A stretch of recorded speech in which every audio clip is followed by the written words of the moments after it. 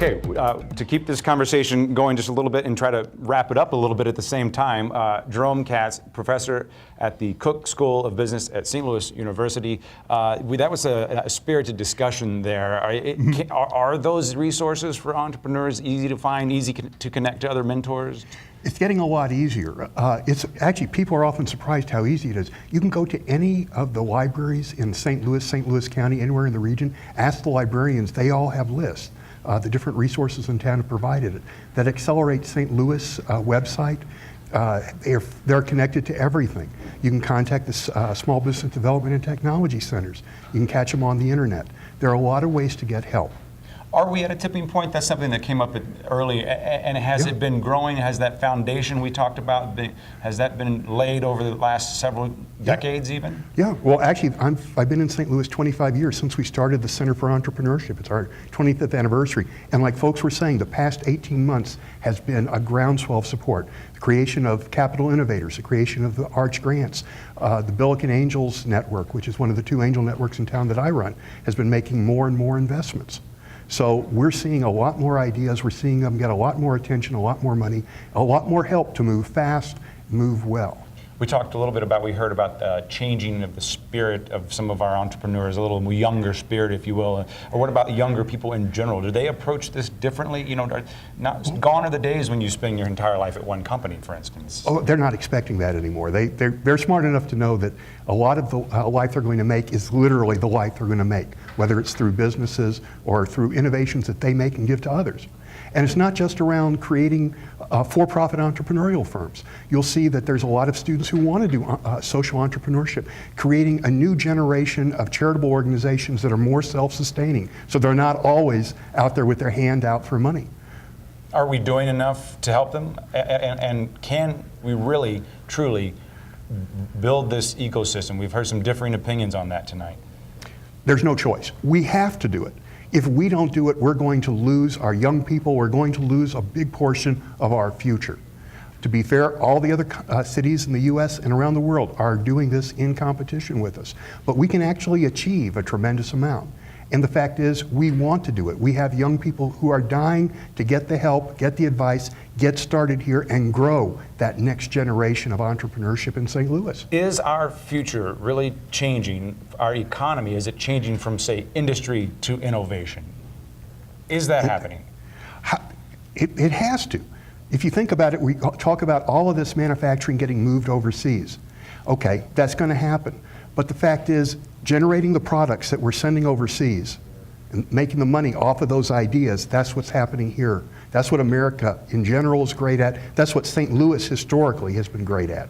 And I think even if we've talked about how this is a little under the radar, but even for those who don't look under the radar, we do know about our universities and our medicine. Yeah. Do you see more than that though? Is that a little too narrow focused? Well, too narrow is that's a tough one to say. Like our angel network looks at any industry, any stage. And we're seeing great ideas coming out of all sorts of areas. Biotech and IT are St. Louis's 2 greatest strengths right now. We've got the greatest depth there. And I don't want to say anything to knock it, because it really is a big part of our future. But remember what St. Louis's greatest other strengths have been. We're great at retailing. Think about it. Build-A-Bear, the Republic of Tea are headquartered here. And there are people coming up with new ideas for retailing, new kinds of services that can be great moneymakers and great employers. And we want to support everything, because the more entrepreneurship we support in different areas, it rises the whole economy, and that rising sea floats all the boats. Are we doing a good job of capturing that innovation that's coming out of the academic space and turning it into for-profit ventures? Yeah, we're doing a better job than ever before. They actually track things like the commercialization processes. St. Louis U and Wash U are doing better than ever before. We're doing a pretty good job nationally. And I know Cortex is, you mentioned bio and IT, I believe their vision is expanded there instead of just the life sciences. to expand there. Is that true, would you say? Absolutely. The IT area is where I think you're going to see the most growth over the next couple of years because in addition to things like ITEN, the IT Entrepreneurs Network, things like T-Rex, you also are, there are actually folks trying to develop new funds, venture capital funds, early stage funds, to help promote all of these great IT ideas, web ideas, apps coming out of St. Louis to make sure they get the help and the money they need here so they can grow into those billion-dollar industries that we're all looking for. Real quick, on Twitter, I think T-Rex is tripping some people up. Explain that for us quickly. T-Rex, basically it's a local high-tech and IT incubator downtown in the Railway Express building.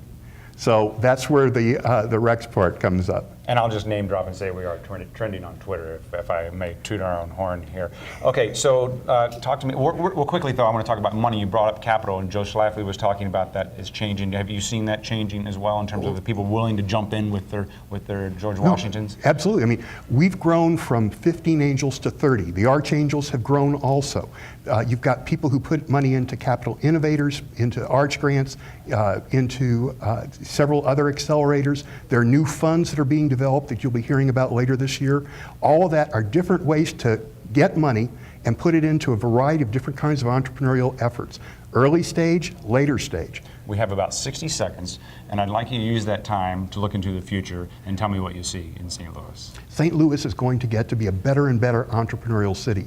We're going to be able to keep more of our kids here. We're going to attract more entrepreneurs from the rest of this country. We're doing it together. We're doing it, you've got government, you've got entrepreneurs, you've got the universities, all of them trying to come together, all of them trying to help each other. It's the Midwest at its best. I just need someone with kind of an East Coast, West Coast mentality to start bragging about it so the rest of the world would know about it. Telling our